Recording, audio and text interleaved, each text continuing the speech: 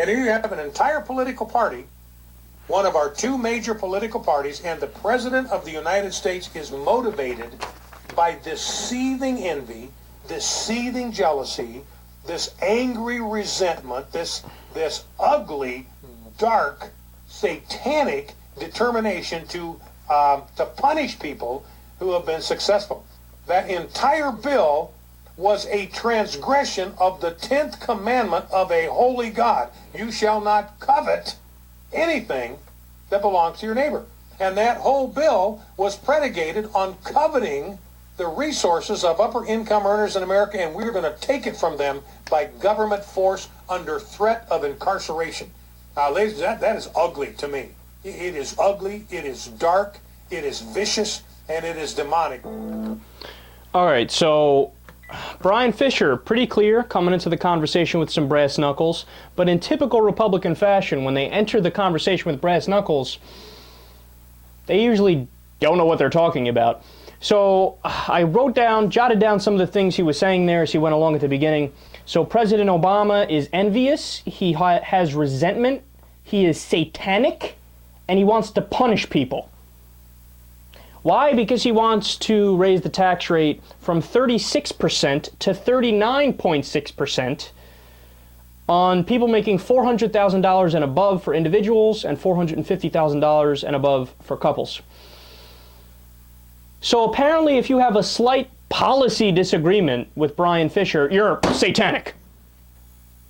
Yeah, but wait a second, Bryan. Just because, I mean, is that not like the definition of being closed-minded?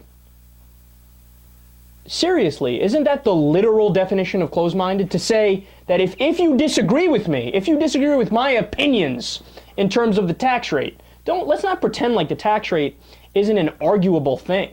Like, there are people all around the world that have all different opinions on what kind of a tax system makes sense. Some people want a flat tax of like 15%. Some people want a flat tax of like 20%.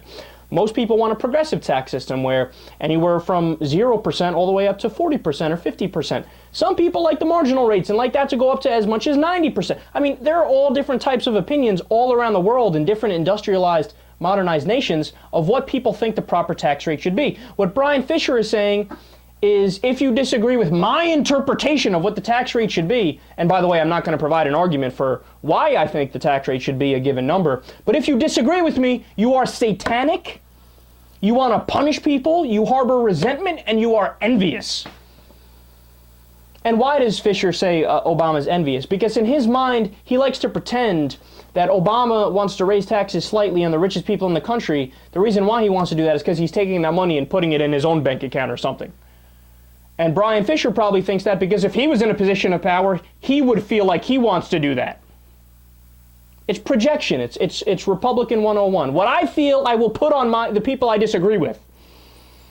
And the biggest thing to take away from that clip, as usually is the case with Bryan Fischer, when you can't win based on substance, right? So, for example, the other day on the program, you guys heard me go over all of the specific provisions that were in the bill. I gave you all of them, right?